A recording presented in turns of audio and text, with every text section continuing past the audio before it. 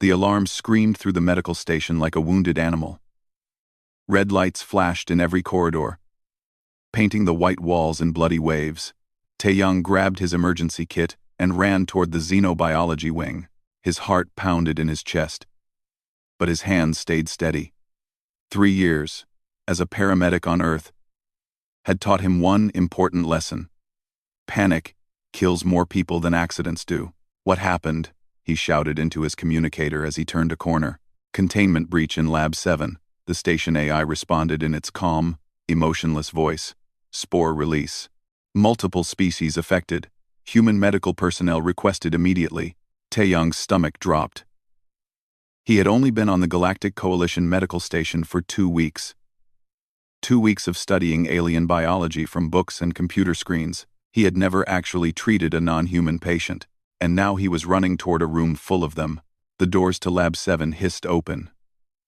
The scene inside looked like something from a nightmare. 12 beings from at least 6 different species lay on the floor, their bodies twisting in pain. Some had blue skin, others had scales, one was covered in fur. A strange yellow dust floated in the air like pollen. Through the viewing window, he could see more people trapped in the sealed inner lab. The spores affect each species differently, a Brenthy doctor said, rushing past him. The Brenthy looked like a tall insect with too many arms. We need different treatments for each one. We do not have enough staff. Taeyang took a deep breath and knelt beside the nearest patient. A being with purple skin and 3 eyes. All 3 eyes were closed. Its breathing came in short, painful gasps. Okay, Taeyang said quietly, more to himself than anyone else. Breathing problems. Universal problem. Maybe. Universal solution. He pulled out his medical scanner and ran it over the alien's body. The readings looked nothing like human biology, but he could see patterns. Oxygen levels were dropping. The lungs, or whatever this species used for breathing, were filling with fluid. He had seen this before. Different cause, same effect. On Earth, they would use a breathing treatment and drain the fluid. Could he do the same here? I need a respiratory assist unit, he called out. And someone who knows Veltor biology. No one answered. Everyone was too busy with their own emergencies. Taeyang looked around the room. He spotted an alien breathing device on the wall. It looked nothing like human equipment, but the concept had to be the same. Push air in, help the lungs work. He grabbed it and studied the controls for 3 seconds. Then he made his best guess and placed it over the patient's face. The purple alien's breathing slowed, then steadied. Its 3 eyes flickered open. It worked, Taeyang whispered. Relief flooded through him. It actually worked. He moved to the next patient, then the next. Each one was different. Each one needed him to guess, to improvise, to hope that human medical principles could translate across species. Some treatments worked, some did not, but he kept trying. From the research wing above, Lyra watched through the glass. She had been studying genetic sequences when the alarm went off. Now, she stood frozen, watching the human work below. Her skin, normally a soft silver color, flickered with blue patterns. Confusion. Curiosity. Humans were new to the Galactic Coalition. Most species considered them primitive. Too emotional. Too impulsive. Their medical knowledge was thousands of years behind Velian science. Yet this human was saving lives with equipment he had never used before. He is guessing, she said out loud. He does not know what he is doing. But he is doing it anyway, her colleague Nira said beside her. Look. The Veltor is breathing again. The Kryloth's skin color is returning to normal. Lyra watched as the human moved from patient to patient. He worked fast but not rushed. His face showed concentration, not panic. When a patient cried out in pain, he touched their shoulder gently. When one looked afraid, he smiled. Even though they could not understand his words, his tone was clear. You are safe.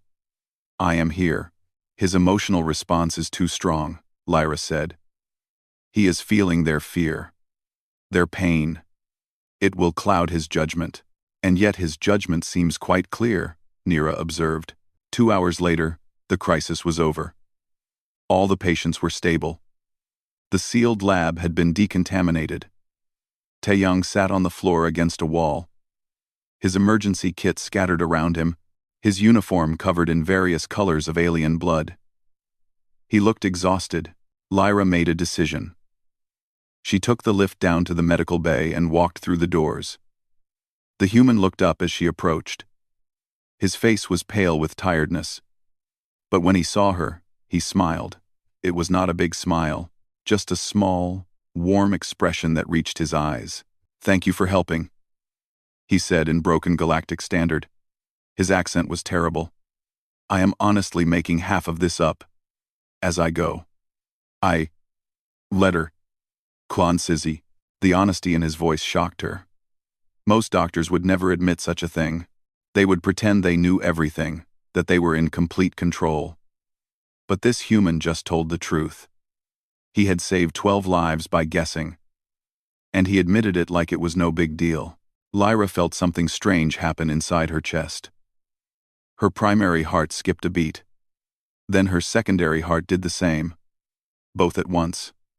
That was impossible. Velians had complete control over their cardiac systems. It was one of the first things they learned as children. "You did well," she said, keeping her voice professional. "For someone unfamiliar with non-human biology, I just used basic principles," Taeyong said, standing up slowly. He swayed a little. "Everyone needs to breathe. Everyone needs their blood to flow. Pain means something is wrong. Fear makes everything worse. Those things seem pretty universal." He held out his hand. "I am Taeyong. Hyun Taeyong. From Earth."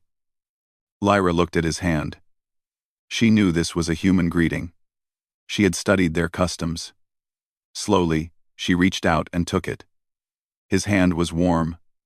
Warmer than Velian skin. The touch lasted only a moment, but her bioluminescent patterns flickered across her face and arms. Soft pulses of light that she had not shown in years. "I am Lyra," she said, pulling her hand back quickly. "Medical researcher. Velian species. Nice to meet you, Lyra." That smile again. Tired but genuine. "Maybe you could teach me about alien biology? I clearly have a lot to learn." "Perhaps," Lyra said. She turned to leave before he could see more patterns flickering across her skin. Before he could ask why her breathing had changed. Before she had to explain something she did not understand herself. As she walked away, she heard him humming softly. Some Earth song she did not recognize. The sound was oddly beautiful. Her hearts were still beating irregularly when she reached her quarters an hour later. She told herself it was just stress from the emergency. Nothing more. But deep down, in a place she rarely acknowledged, she knew the truth. Something about that human's smile had affected her in a way that science could not explain. 3 weeks passed since the containment breach. Lyra told herself she was not thinking about the human. She was simply doing research. Scientific research. That was all. Her computer screen glowed with information about human biology. She had been reading for 6 hours straight. Humans had only one heart, which seemed inefficient. Their immune system attacked their own body sometimes. They needed 8 hours of sleep every day. They could die from simple infections that would barely affect a Velian. Yet they were remarkably hard to kill. Their bodies could heal from terrible injuries. They could survive in extreme temperatures. They could go days without food or water. And their minds were the strangest part. Humans experience emotions at an intensity level 7. She read from the Xenopsychology report. This is significantly higher than most spacefaring species. Emotions include love, hate, fear, joy, sadness, anger, and approximately 37 others. Warning. Prolonged exposure to human emotional patterns may cause psychological instability in empathic species. Lyra's fingers drummed on the desk. Level 7. Velians were level 2. And that was considered quite emotional compared to species like the Brenthi. How did humans function with such intense feelings? How did they make logical decisions? How did they build spaceships and discover faster-than-light travel when their minds were constantly flooded with emotions? Still reading about humans? Nira asked, entering Lyra's quarters without knocking. You have been obsessed with them lately. I am not obsessed, Lyra said quickly. Too quickly. I am simply curious about the new species. It is scientifically valuable to understand them. Lyra. Lyra. You have been watching the human medic, Nira said. It was not a question. I have seen you in the observation areas when he works. Lyra's skin patterns flickered. Embarrassment. She controlled them immediately. He is interesting, she admitted. His methods are unorthodox but effective. Yesterday, I watched him treat a Krillith patient. The Krillith was dying. The diagnosis was clear. Terminal. Nothing could be done, but Taeyang refused to accept it. He tried 17 different treatments. 17. Most of them had less than a 5% chance of success. And? Nira asked. The Krylloth lived. Lyra shook her head. The odds were impossible, but he did not care about odds. He just kept trying because giving up was not acceptable to him. That is not logical. No, Lyra agreed. It is not. But it worked. She did not tell Nira about the other things she had noticed. How Taeyang sang to patients who could not understand the words but seemed calmer anyway. How he stayed 3 hours past his shift yesterday to hold the hand of a dying Vrelian because no one should die alone. How he made terrible jokes that made no sense in galactic standard, but his facial expressions were so animated that people laughed anyway. She definitely did not mention how her hearts beat faster every time he smiled at her in the corridors. That evening, Lyra went to the medical bay. She told herself she needed to check on a research sample. The medical bay just happened to be on the way, and if she happened to see Taeyang there, it would be purely coincidental. He was sitting with a young Velian child. The child had been in a shuttle accident. His parents were in critical condition in another wing. The boy's name was Kale, and he was crying. Velian children cried sometimes, before they learned proper emotional control. Taeyang sat on the floor next to the bed. He was showing the child something on his portable device. Pictures from Earth. This is an ocean, Taeyang said slowly in galactic standard. His accent was still terrible, but he was trying. Water. Lots and lots of water. So much water. You cannot see the other side. Kale's crying slowed. Is it dangerous? It can be, Taeyang said. But it is also beautiful. See these creatures? They live in the water. We call them dolphins. They jump and play and sing to each other. Sing? Yes. Every creature has a voice. Even fish. Even the ocean itself. Taeyang made a whooshing sound. That is the sound of waves. The ocean singing to the shore. Kale almost smiled.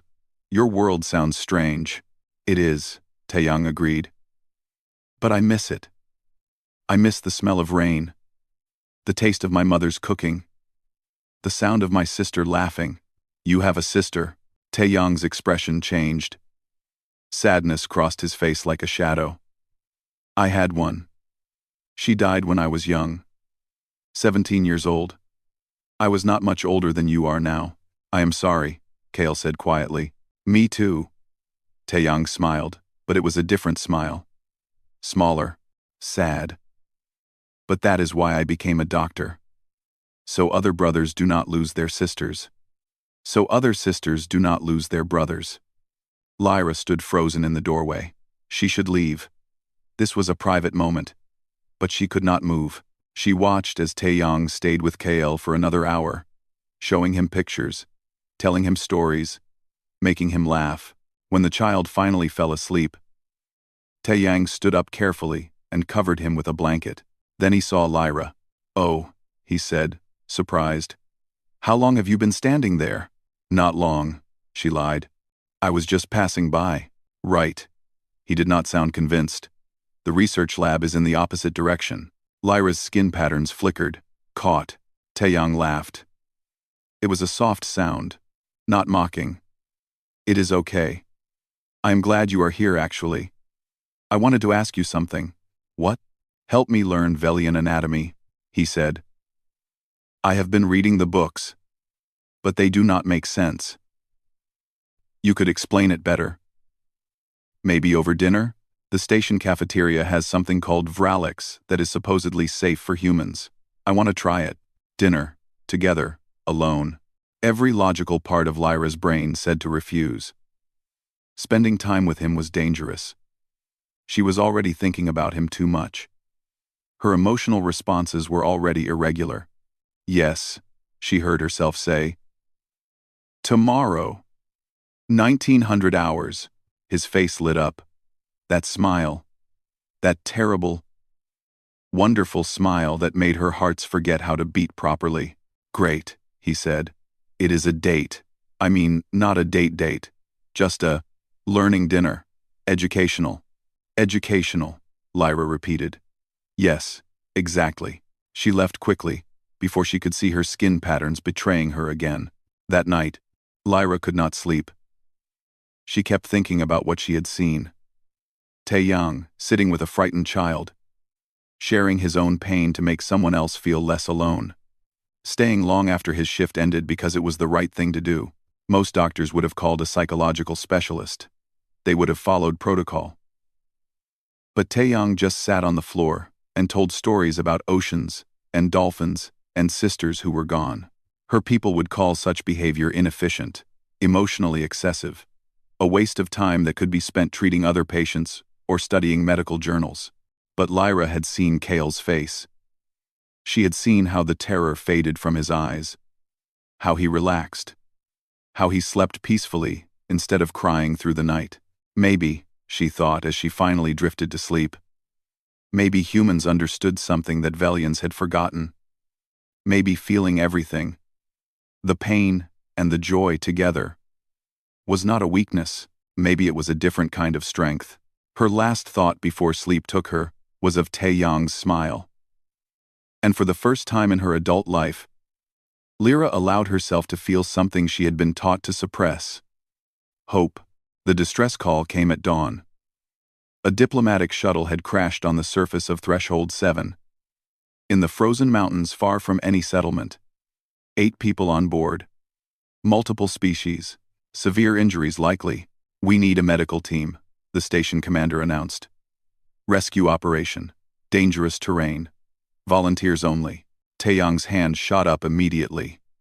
I will go. I will go as well, Lyra heard herself say. Nira looked at her with surprise, but said nothing. 6 hours later, they were on a transport heading toward the crash site.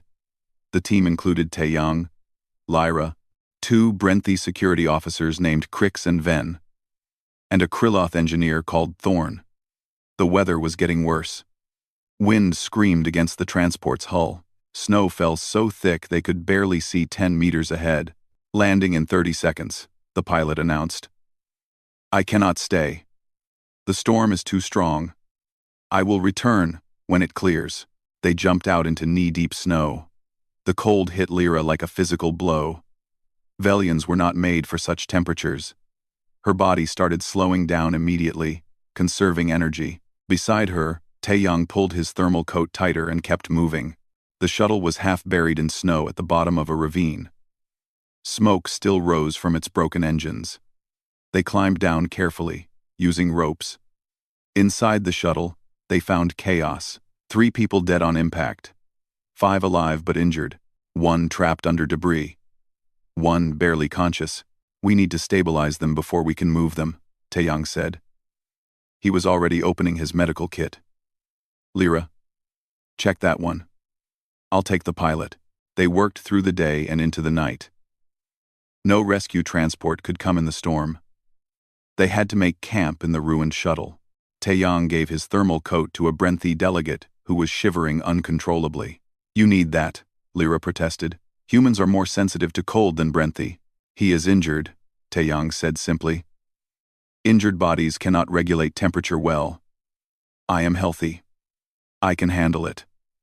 But Lyra saw him shiver through the night, saw his lips turn blue. Saw him refuse to take the coat back even when the Brenthy fell asleep. On the second day, they realized one person was missing. The co-pilot. He had wandered away from the crash site. Probably confused from a head injury. We have to find him, Taeyang said. The storm is too strong, Crix argued. We cannot risk more lives for one person who is probably already dead.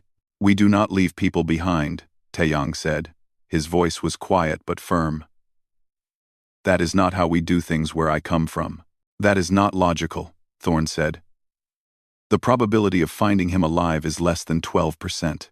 Then we have a 12% chance, Taeyang said. Better than 0. He went out into the storm. Lyra grabbed her emergency pack and followed. She did not think about it. She did not analyze the logic. She just went. They found the co-pilot 3 hours later, unconscious in a snowdrift. He was barely alive. Taeyang carried him on his back all the way to the shuttle. The man was twice his size, but Taeyang did not stop, did not complain, just kept walking through the snow with the weight on his shoulders. That night, around a small heating unit they had salvaged, Lyra sat next to Taeyang. Everyone else was sleeping. His hands were wrapped in bandages from frostbite. His face was exhausted, but the co-pilot was alive, breathing steadily. Why did you do that? Lyra asked quietly. Risk your life for a stranger? Taeyang was silent for a moment. He stared into the heating unit's soft glow. When my sister died, he said finally, I was holding her hand. She was in the hospital. Cancer. Stage 4. Nothing could be done. But I stayed with her. Every day. Every night. Because she was scared. Because she did not want to die alone. He paused. His voice got softer. At the end, she squeezed my hand and said, Thank you for not leaving me. And I thought, if I could not save her, at least she did not die alone.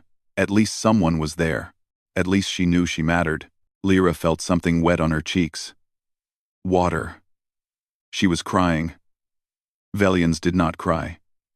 They had evolved past such responses centuries ago. But somehow, tears were falling anyway.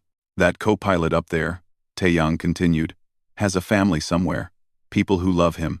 People who will hold his hand and be grateful he is alive. How could I not try?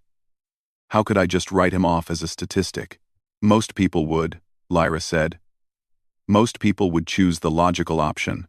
Maybe. Taeyang smiled. That small, tired smile. But I am not most people. None of us humans are. We feel too much. We care too much. We hope too much. It is probably a design flaw. But it is who we are. It is not a flaw, Lyra said. The words came from somewhere deep inside her. Somewhere she had locked away years ago. It is beautiful. Taeyang looked at her. Really looked at her. The heating unit's light made patterns dance across her silver skin. You are crying, he said softly. I know. She did not wipe the tears away. I should not be. Velians do not cry. We learn to control such responses. We evolved past emotional excess. Did you? Taeyang asked. Or did you just learn to hide it? Lyra had no answer. She had spent her entire adult life suppressing emotions, following protocols. Being logical, efficient, controlled, and in 3 days with this human, all those walls were crumbling. I am scared, she admitted. Of what I am feeling. My people would say I am becoming ill. That your emotional patterns are infecting me. That I need treatment. Thanks for watching. Thanks for watching. And the next for watching. What do you say? Taeyang asked. Lyra looked at him. His brown eyes were kind even through his exhaustion. His smile was gentle even through his pain. And she realized something. I say, she whispered, that I have never felt more alive. They sat together in silence after that. Not speaking. Just existing in the same space. Lyra's hand rested near Taeyang's. Not touching, but close. Close enough to feel the warmth of his skin. On the 3rd day, the storm cleared. The transport came. They loaded everyone aboard. All 5 survivors made it back to the station. Against the odds, against logic, against every probability calculation. As they lifted off, Lyra looked out the window at the crash site below. They had spent 3 days in hell. Cold, danger, death so close they could taste it. But they had saved everyone who could be saved. They had not given up. She looked at Taeyang, sitting across from her. He was asleep finally, his head tilted back, his bandaged hands resting on his lap. Even in sleep, he looked peaceful, content. And Lyra knew, with sudden clarity, that she had already made her choice. She had made it the moment she followed him into that storm. She had made it every time her heart skipped when he smiled. She had made it when she cried for the first time in 20 years. She was falling in love with him. With his kindness. With his stubborn refusal to give up. With his belief that 12% was better than 0. With everything about him that her people would call irrational. The question was, what would she do about it? The answer came to her as the station appeared on the horizon. She would take a risk. She would be brave. She would do what humans did best. She would hope. The medical evaluation after the rescue mission was routine. Taeyang had minor frostbite. Lyra had hypothermia symptoms. Both would recover fully. What the scanners did not show was how much had changed between them. Lyra could no longer pretend. Every time she saw Taeyang in the corridors, her hearts raced. When he smiled at her, her skin patterns lit up before she could control them. When they talked, she lost track of time. She was falling, and she did not know how to stop. She did not want to stop. "We need to talk," Nira said, cornering Lyra in the research lab 1 week after their return. "About the human. There is nothing to talk about," Lyra said, not looking up from her work. "Your biosigns are irregular. I pulled your medical data. Your cardiac rhythms are unstable. Your emotional suppressors are failing. Your hormone levels are fluctuating wildly." Nira's voice was concerned, not angry. "Lyra, you are showing all the symptoms of attachment disorder." Attachment disorder. The Velian term for what humans called love. Her people considered it a sickness. An evolutionary throwback. Something to be cured with therapy and medication. "I know," Lyra said quietly. "Dr. Ven wants to see you," Nira continued. "He has noticed your declining performance. Your distraction. He thinks you need treatment before it gets worse." "What if I do not want treatment?" The words came out before Lyra could stop them. Nira stared at her. "You cannot be serious. You want to stay." "Sick? Humans do not call it sick," Lyra said. "They call it love. And maybe, just maybe, they are right." That afternoon, Lyra sat in Dr. Ven's office.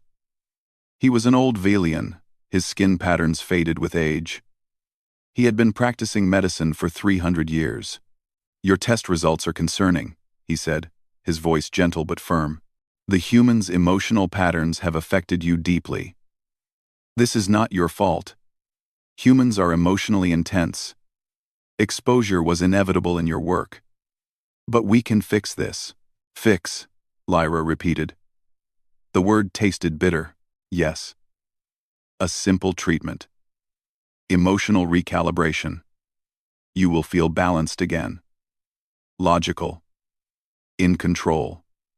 This confusion will fade." He smiled kindly. "You will be yourself again." But would she? Lyra thought about who she had been before meeting Taeyang. Efficient. Controlled. Cold. She had existed. She had followed protocols. She had lived a perfectly logical life. And she had been empty. "What if I refuse treatment?" she asked. Dr. Ven's expression shifted. Concern. Worry. "Then the condition will worsen. You will become more attached. More emotional. Eventually, you may need to be removed from service.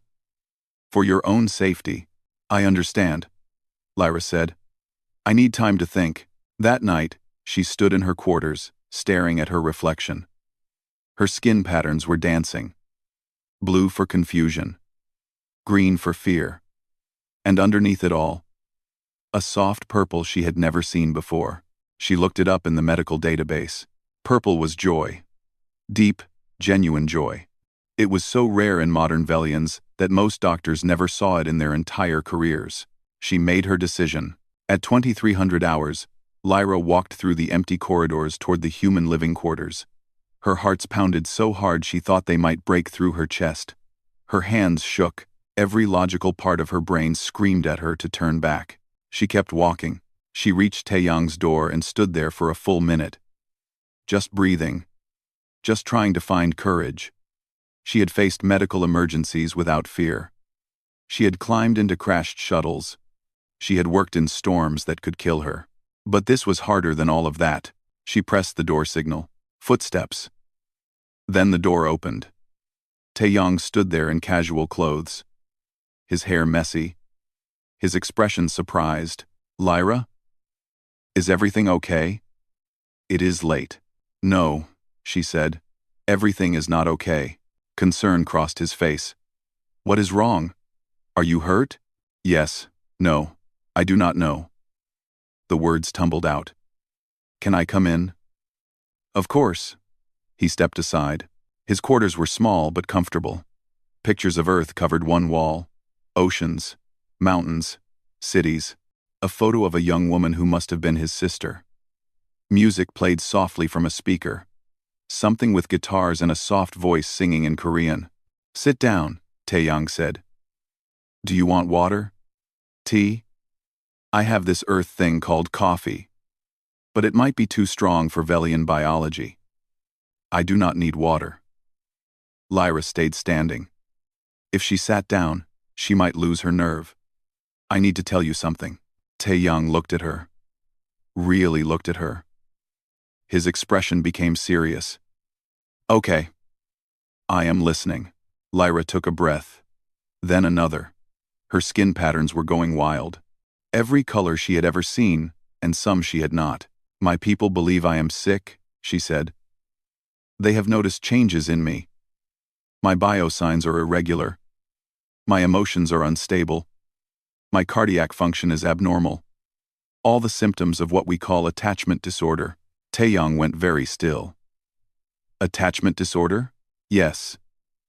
It happens sometimes when Velians are exposed to emotionally intense species. The other person's feelings become contagious. We start to feel things we should not feel, want things we should not want. Her voice shook. Dr. Ven says I need treatment. Emotional recalibration. He says he can fix me. Make me logical again. Make me normal. And do you want that? Taeyang asked quietly. To be fixed? I should. Lyra said. Any rational Velian would. This feeling is uncomfortable. Scary. It makes me distracted. Inefficient.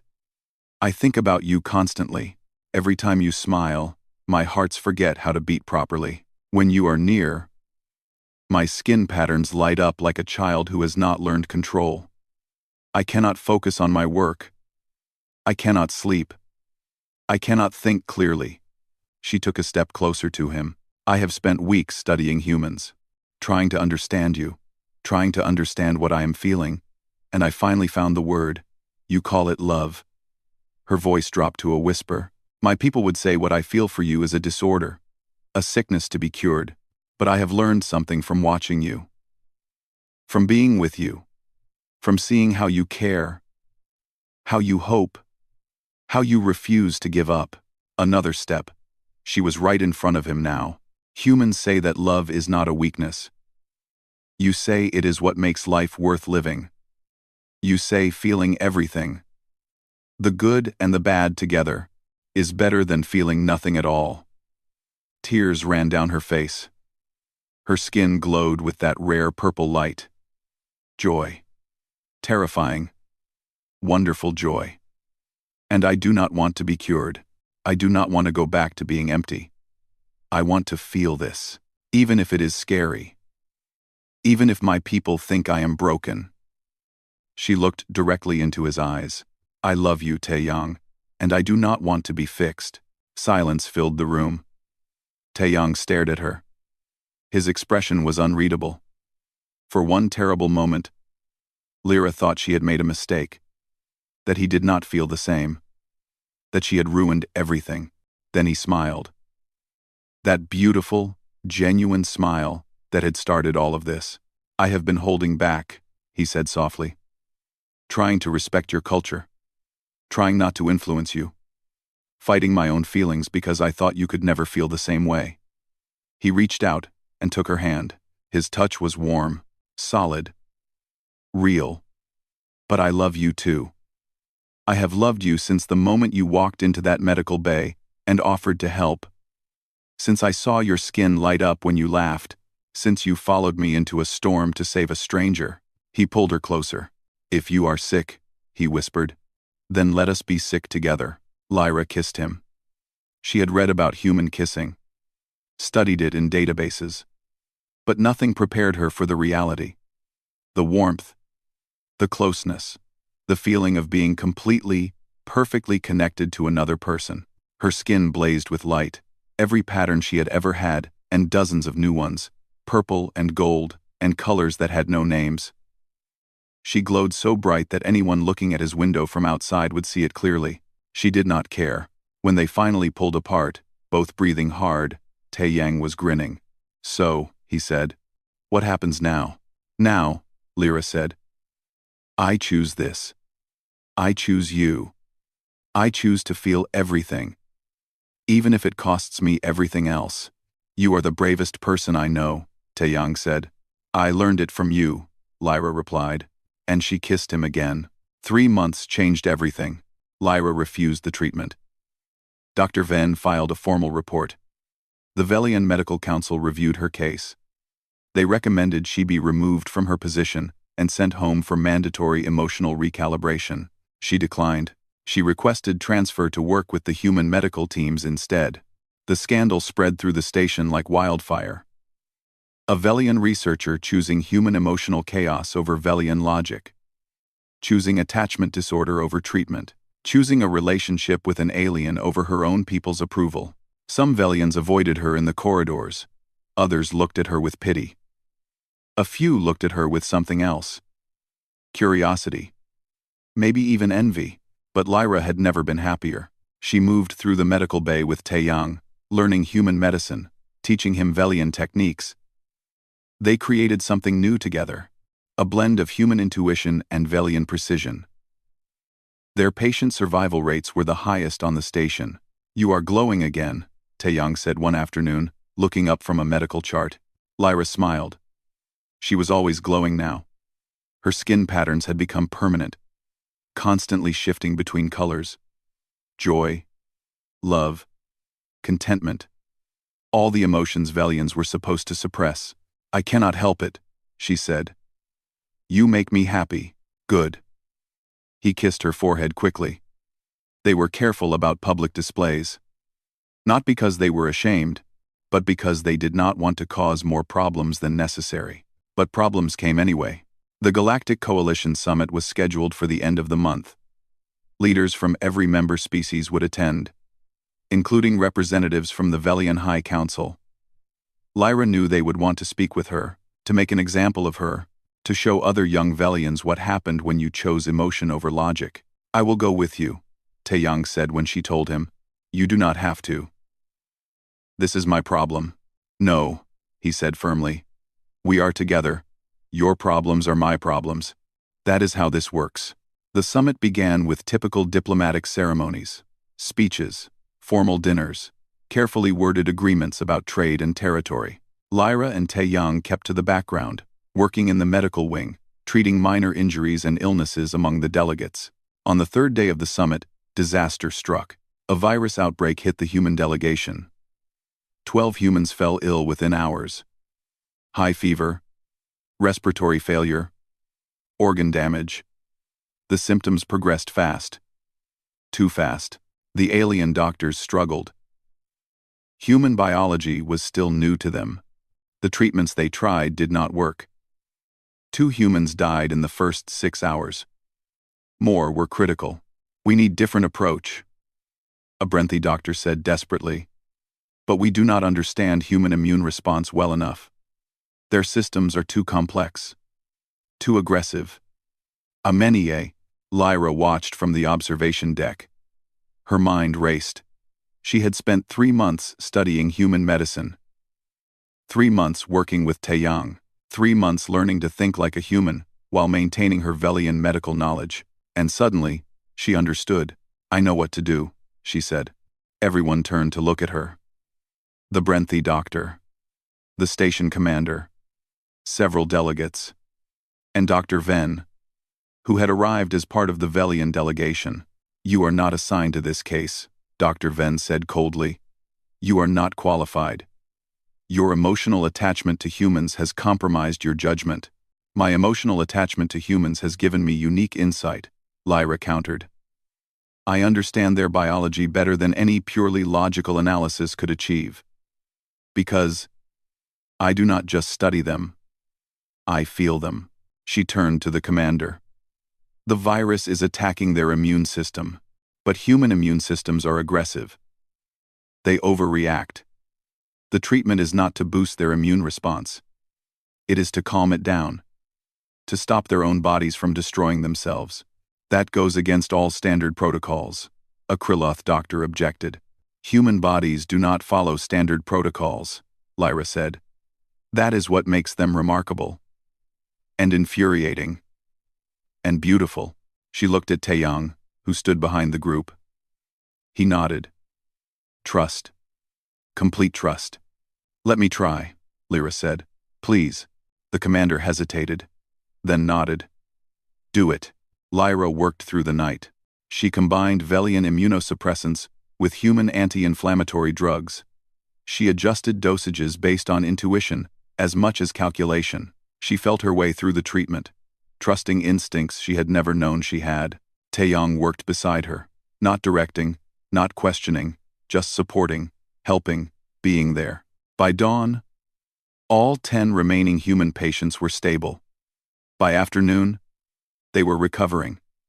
By evening, they were sitting up, talking, even joking. The medical bay erupted in cheers. Doctors from 6 species congratulated Lyra. The human delegation thanked her with tears in their eyes. The station commander commended her publicly.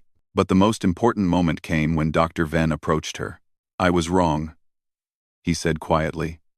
"I have been practicing medicine for 300 years. I thought I understood everything.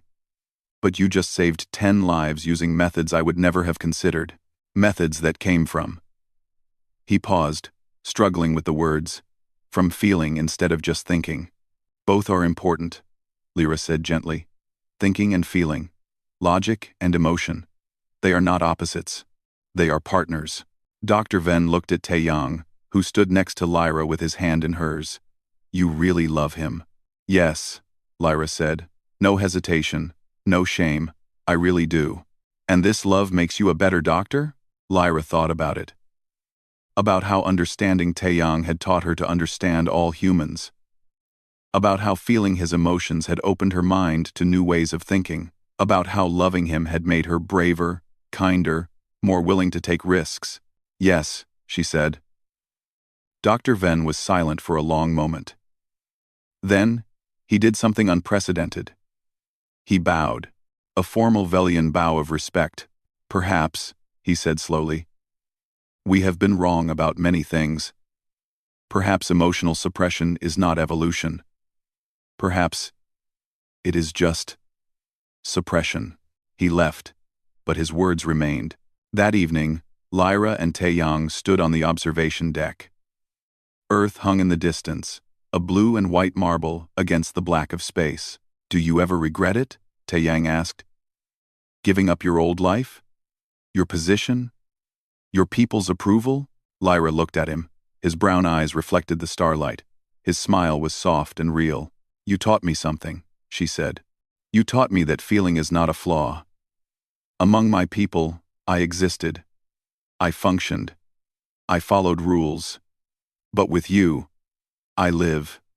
I feel. I choose." She leaned against him. His warmth seeped into her skin. "I do not regret anything," she said. "You are worth it. This is worth it." "I love you," Taeyang said. "I love you too," Lyra replied. In any language, on any world, by any definition. They stood together, watching the stars. 2 beings from different worlds, 2 hearts beating in sync, 2 lives intertwined. Below them, the summit continued. But something had changed.